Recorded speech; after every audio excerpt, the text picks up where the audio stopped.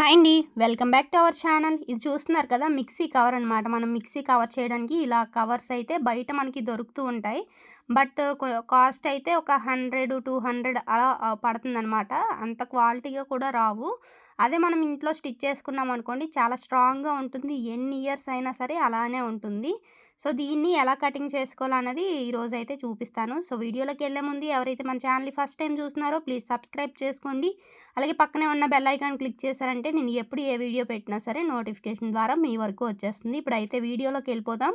ఇది చూస్తున్నారు కదా, నేను ప్లెయిన్ వైట్ పేపర్ అయితే తీసుకున్నాను. శారీలో వచ్చిన పేపర్ అనమాట ఇది.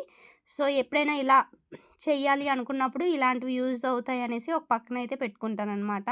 చూడండి, ఇక్కడ నేను కింద విడ్త్ వచ్చేసి 7.5 ఇంచెస్ అనమాట. 7.5 ఇంచెస్కి హాఫ్గా ఫోల్డ్ చేశాను. సో, అది ఎంతైతే వచ్చిందో అక్కడ కిందన మార్కింగ్ అయితే చేశాను. ఇంకా హైట్ వచ్చేసరికి 10 ఇంచెస్ తీసుకున్నానమాట. అండ్ పై వైపున మార్క్ వచ్చేసరికి చూడండి 5.5 ఇంచెస్లో హాఫ్కి మార్క్ చేశాను. సో, 5.5 ఇంచెస్కి హాఫ్గా మార్క్ చేస్తే నాకు ఇక్కడ 2.7 ఇంచెస్ అయితే వచ్చింది. సో, 2.7 ఇంచెస్ని పైన మార్క్ చేశాను. ఇప్పుడు చూడండి, పై లైన్కి కింద లైన్కి ఇలా టచ్ అయ్యేటట్లుగా ఇలా క్రాస్గా ఒక లైన్ అయితే డ్రా చేసుకున్నాను. ఇప్పుడు ఎలా అయితే డ్రా చేసామో ఆ మార్కింగ్ మీదుగా కట్ చేస్తున్నాను. ఇక్కడ నేను క్లాత్స్ కట్ చేసిన సిజర్ యూజ్ చేయట్లేదు. ఎందుకంటే ఇది పేపర్ కదా. సో, మనం పేపర్ మీద కట్ చేసి మళ్ళీ క్లాత్స్ మీద కట్ చేసామనుకోండి, ఆ సిజర్ అన్నది అంతగా మనకి వర్క్ అవ్వదనమాట. అందుకనే నేను ఇక్కడ నార్మల్ సిజర్ అయితే తీసుకున్నాను. చూడండి, ఇది ఫోల్డింగ్ మీద ఉంది కదా, ఓపెన్ చేస్తే ఇలా వచ్చిందనమాట. సో, దీన్ని బేస్ చేసుకొని ఇప్పుడు మనం 4 పీసెస్ అయితే తీసుకోవాలి అది. అండ్ పైన క్యాప్లా ఉంటుంది కదా, దానికోసం అయితే ఇక్కడ చూడండి 5.5 ఇంచెస్ అయితే తీసుకున్నాను కరెక్ట్‌గా. అండ్ కిందన వచ్చేసరికి 5.5 ఇంచెస్ హాఫ్‌గా ఫోల్డ్ చేసి ఇలా ఒక మార్కింగ్ అయితే చేస్తున్నాను. ఎందుకంటే ఇది ఫోల్డింగ్ మీద ఉంది కదా, అందుకోసమని. సో, చూడండి, ఇలా లైన్ అయితే డ్రా చేశాను. మీ అందరికీ అర్థమవుతుందని అనుకుంటున్నాను. ఒకవేళ అర్థం అవ్వకపోతే కమెంట్ చేయండి. సో, ఇప్పుడు మొత్తం అంతా కూడా ఎలా అయితే మార్కింగ్ చేశానో మార్కింగ్ మీదుగా కటింగ్ అయితే చేసేస్తున్నాను. చూసారు కదా, ఇలా మొత్తం అంతా కూడా కట్ చేసుకోవాలి. ఇక్కడ మనకి నా లెఫ్ట్ హ్యాండ్లో ఉన్నదేమో 4 పీసెస్ ఉండాలి. పైదేమో ఒకటే, మనకి పైన క్యాప్లా వస్తుంది. మీకు అర్థమవుతుందిలేండి, నేను క్లియర్గా ఎక్స్ప్లెయిన్ చేస్తాను. ఇక్కడ మనకి రెండిట్లో పెద్ద పీస్ ఏదైతే ఉందో దాన్ని 4 పీసెస్ కింద చేసుకోవాలి. ఇక్కడ చూస్తున్నారా, నేను యూజ్ చేస్తుంది అయితే ఇది మాకు డోక్రాలో అయితే ఇచ్చారనమాట. అందరం కలిపి డబ్బులు వేసుకొని కొనుక్కున్నాం. 100 రూపీస్ ఎంతో పడింది. దీని కాస్ట్ వచ్చేసరికి నాకు సమంగా ఐడియా లేదు. బట్ ఏమైందంటే ఈ బ్యాగ్ అది నా దగ్గర ఉండేదనమాట. కిందన వచ్చేసరికి మొత్తం అంతా చెద పట్టేసింది బ్యాగు. సో, ఇంకా ఆ ఫైల్స్ అవి ఇందులో పెట్టడానికి వీలు పడలేదు. ఇంకా తీసి వేరే కవర్‌లో అయితే పెట్టేసాననమాట వేరొక బ్యాగ్‌లో. ఇప్పుడు ఏం చేస్తున్నానంటే ఇంకా మొత్తం అంతా బాగానే ఉంది. కింద వైపునే కొంచెం మనకి చెద పెట్టేసి ఏం పెట్టుకోవడానికైతే వీలు పడదు. కిందనే మనకి ఏమైనా జారిపోతాయి కదా. సో, ఇంకేం పెట్టుకోవడానికి అవ్వదనమాట. దీన్ని ఎందుకు వేస్ట్ చేయడం, చాలా స్ట్రాంగ్‌గా ఉంది బ్యాగ్ అంతానా అనేసి ఆ బ్యాగ్‌ని అయితే యూజ్ చేస్తున్నాను నేనిక్కడ. మనం ఆల్రెడీ పేపర్ పెట్టి ఇది కట్ చేస్తాం కాబట్టి దీని ఆధారంగా మొత్తం అంతా కూడా ఇలా మార్కింగ్ చేస్తున్నాను మీ అందరికీ అర్థం అవ్వడం కోసం. చూడండి, ఇలా మీరు మార్కింగ్ అయినా చేసుకోవచ్చు. లేదంటే ఆ పేపర్ పెట్టి డైరెక్ట్‌గా కట్ చేయగలరు అనుకుంటే కట్ చేసుకున్నా పర్వాలేదు. చూడండి, ఇప్పుడైతే నేను మార్కింగ్ చేశాను కదా, మార్కింగ్ మీదుగా కటింగ్ అయితే చేస్తున్నాను. ఇలా మొత్తం అంతా కూడా ఇదే విధంగా నీట్‌గా కటింగ్ చేసుకోండి. మార్కింగ్ ఎక్కడైతే చేశారో సేమ్ ఆ మార్కింగ్ గీత మీదే కట్ చేసుకోవాలి మనం. సో, ఇక్కడ చూసారా, ఇలా ఒక పీస్ కట్ చేశాను. మిగతా 4 పీసులు కూడా సేమ్ అదే విధంగా కట్ చేసుకోవాలి. ఇక్కడ జిప్ కూడా స్ట్రాంగ్‌గా ఉందని నేను తీసి పక్కన పెట్టాననమాట. దేనికో దానికి ఉపయోగించొచ్చులే అనేసి. ఇలా నీట్‌గా కట్ చేసుకుంటున్నాను. చూడండి, నేను ఎలా పెట్టానంటే పై వైపుకి ఒకటి, కింద వైపుకి ఒకటి వచ్చేటట్లుగా పెట్టాననమాట. అలా ఎగ్జాక్ట్‌గా మీరు అబ్జర్వ్ చేసినట్లయితే తెలుస్తుంది. అంటే జిగ్‌జాగ్ మెథడ్‌లో పెట్టాను. ఎందుకంటే మనకి అప్పుడే సరిపోతుంది. లేదంటే ఇది మనకి పై వైపున తక్కువుంది, కింద వైపున ఎక్కువుంది కాబట్టి అన్నీ ఒకేలా పడితే మనకి సరిపోదు. ఇప్పుడు చూడండి, దీని ఆధారంగా కట్ చేసేస్తున్నాను. నేను ఎటువంటి మార్కింగ్ అది చేయలేదు. ఇలా మొత్తం అంతా కూడా నీట్‌గా కట్ చేసేస్తున్నాను. చూస్తున్నారు కదా, ఇలా మొత్తం అంతా కూడా ఇదే విధంగా కట్ చేసుకోవాలి. వీడియోని ఎక్కడ స్కిప్ చేయకండి. మీరు కొత్తగా ఫస్ట్ టైం చూస్తున్నా, మీకు ఎటువంటి టైలరింగ్ నాలెడ్జ్ లేకపోయినా సరే ఈ బ్యాగ్‌ని అయితే ఈజీగా స్టిచ్ చేసుకోవచ్చు. దీనికైతే పెద్ద మెజర్‌మెంట్స్ ఇలాంటివేమీ అవసరం లేదు. జస్ట్ నేను ఒక దాని ఆధారంగా మిగతావన్నీ గూడా కట్ చేసుకుంటున్నాను. ఇక్కడ నాకు అంటే క్లాత్ ఈ బ్యాగు మెటీరియల్ ఏదైతే ఉందో అది తక్కువుంది గాబట్టి నేను ఇలా అడ్జస్ట్ చేసి కట్ చేస్తున్నాను. మీకు ఎక్కువుంటే పర్లేదు మామూలుగా పెట్టి కట్ చేసుకోండి. నేనిక్కడ అడ్జస్ట్ చేస్తున్నాననమాట మొత్తం. ఎలా వీలైతే అలా పెట్టి కట్ చేస్తున్నాను ఒకదాని ఆధారంగా ఇంకోటి. సో, చూడండి ఇక్కడ మనం ఇలా కట్ చేసేటప్పుడు 2 కూడా ఒకదాని మీద ఒకటి ఉన్నట్లుగా చూసుకోవాలనమాట. నేనెక్కడ కూడా హ్యాండ్ తీయట్లేదు అందుకే. సో, హ్యాండ్ గనక తీసామనుకోండి ఇది మూవ్ అయిపోయే ఛాన్సెస్ ఉంటుంది. సో, అందుకని ఇలా ఫింగర్స్‌తోని పట్టుకొని మాత్రమే కటింగ్ చేస్తున్నాను. చూసారా? ఇలా మొత్తం అంతా కూడా నీట్‌గా కట్ చేసుకోవాలి. సో, ఇలా కట్ చేసుకున్న తర్వాత మీరు కావాలి అనుకుంటే ఇలా స్టిచ్ చేసుకోవచ్చు. లేదంటే మనం పైన వేరే క్లాత్ ఏసుకుంటే నీట్‌గా ఉంటుంది. నేనైతే పైన వేరే క్లాత్ వేస్తాను. ఇప్పుడు చూడండి ఇక్కడ మరి పై వైపున వేయడానికి మనకి ఆ బ్యాగ్ క్లాత్ అయితే సరిపోలేదు కదా! అందుకని ఇక్కడ పింక్‌గా మనకి ఎడ్జెస్‌లో వచ్చింది కదా!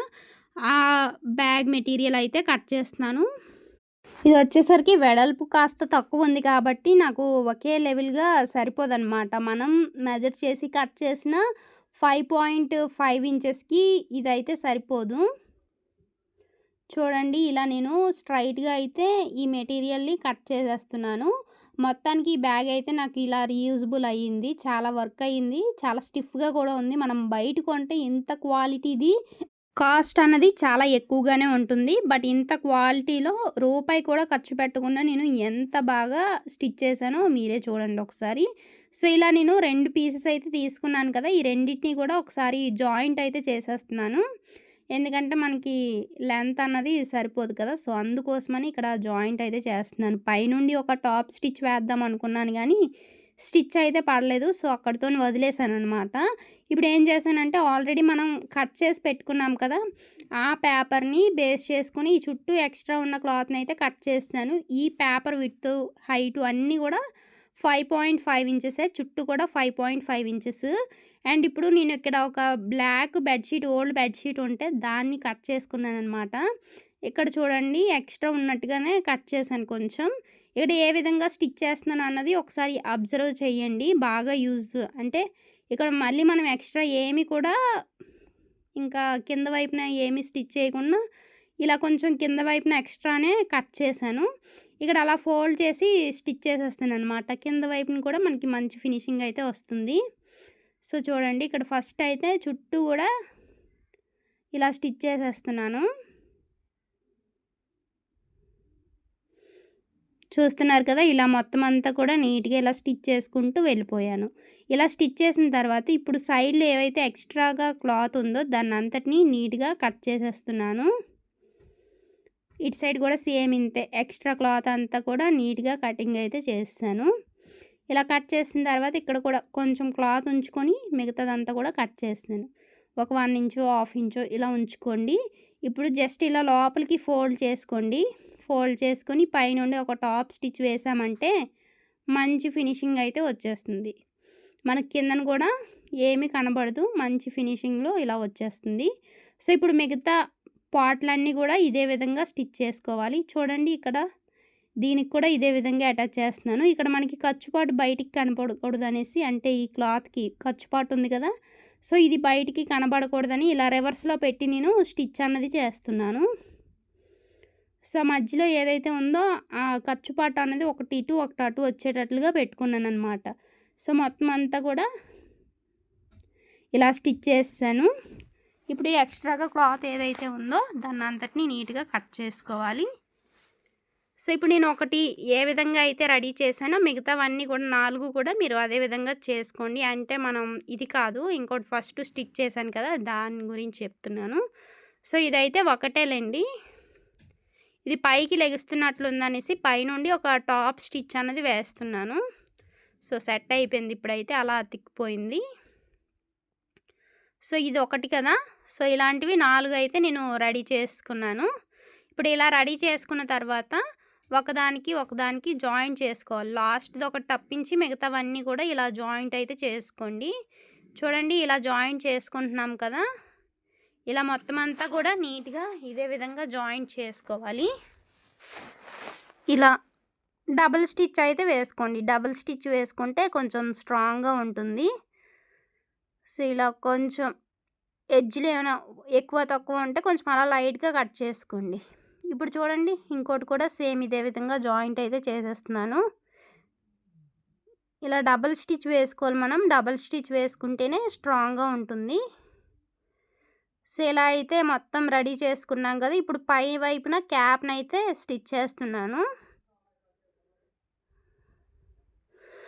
చూడండి ఇక్కడ మనం సూది కిందకి దించాలి. పాదం పైకెత్తి ఇలా మూవ్ చేసుకోవాలి. అప్పుడే మనకి పర్ఫెక్ట్‌గా వస్తుంది. సో, ఇలా నీట్‌గా స్టిచ్ చేసుకుంటూ వచ్చేయడమే. సూది కిందకి దించాలి. పాదం పైకెత్తి ఇలా టర్న్ చేసుకుంటే మనకి పర్ఫెక్ట్‌గా వచ్చేస్తుంది. చూస్తున్నారు కదా ఎంత పర్ఫెక్ట్‌గా వస్తుందో. ఇప్పుడు కూడా అంతే. సూది కిందకి దించాలి. పాదం పైకెత్తాలి. అయినా సరే ఇక్కడ టర్న్ అవ్వట్లేదనమాట. సో, అందుకని ఇంకొంచెం చూస్తున్నారా అస్సలు టర్న్ అవ్వట్లేదు అక్కడ బాగాన. మనం ఇంకొంచెం మూవ్ చేయాలన్నమాట. సో, ఇక్కడ మూవ్ చేస్తున్న ఏంటంటే బయటకొస్తుంది ఏకంగా. అందుకే నేను మొత్తం బయటికి తీసి ఒకసారి ఇలా పెట్టాను. ఇక్కడ కొంచెం మనకి ఎక్స్ట్రాగా ఉంది. సో, దాన్నైతే నీట్‌గా కట్ చేసేసాను. ఇలా ఏమైనా ఎక్కువ తక్కువ అనిపిస్తే అలా ఎక్కడికక్కడే అడ్జస్ట్ చేసుకోండి. ఆల్మోస్ట్ అంతా మనం కరెక్ట్‌గానే కట్ చేసాం. బట్ ఏంటంటే ఇక్కడ మనకి కొంచెం ఎక్కువయిందనమాట. సో, అందుకనే లైట్‌గా అలా కట్ చేశాను. ఇలా కట్ చేసుకున్న తర్వాత ఇప్పుడు స్టిచ్ చేస్తే నీట్‌గానే వచ్చేసింది నాకు. చూడండి ఇప్పుడు ఈక్వల్‌గా ఉంది కదా! సో, ఇప్పుడు ఇలా ఒక స్టిచ్ అయితే వేసేస్తున్నాను. ఇలా వేసి ఇక్కడ బయటకైతే తీసేసాను. ఇప్పుడు ఈ సైడ్‌న ఒక కుట్టు అన్నది వేసుకుంటూ వెళ్తున్నాను. చూడండి ఇలా. ఈ సైడ్‌ని కూడా జాయిన్ చేసుకుంటే మనకి మిక్సీ కవర్ అయితే రెడీ అయిపోతుంది. ఇక్కడ మనకి మిక్సీ కవర్ అయితే రెడీ అయిపోయింది. ఇప్పుడు దీన్ని మనం రిటర్న్ చేసుకోవాలన్నమాట. ఎంత గట్టిగా ఉందంటే అంత గట్టిగా చాలా స్ట్రాంగ్‌గా ఉంది. మనం ఈ మిక్సీ కవర్‌ని బయట కొంటే దగ్గర దగ్గర 300 వరకు కూడా ఛార్జ్ చేస్తారు. అంత స్ట్రాంగ్‌గా ఉంది. మనం ఇంట్లో గనక స్టిచ్ చేసుకున్నాం అనుకోండి మనకి రూపాయి ఖర్చు అవ్వదు. అండ్ మనం చాలా స్ట్రాంగ్‌గా చేస్తాము. అండ్ చూడండి ఈ మిక్సీ కవర్‌ని నేను మిక్సీకి కూడా వేసి చూపిస్తున్నాను. చూసారా ఎంత బాగా నిలబడుతుందో అస్సలు ఏమాత్రం కూడా ఇలా జారిపోయినట్టు గానివ్వండి, కిందకి వాలిపోతున్నట్టు గాని ఏమాత్రం లేకుండా చాలా స్ట్రాంగ్‌గా ఉంది.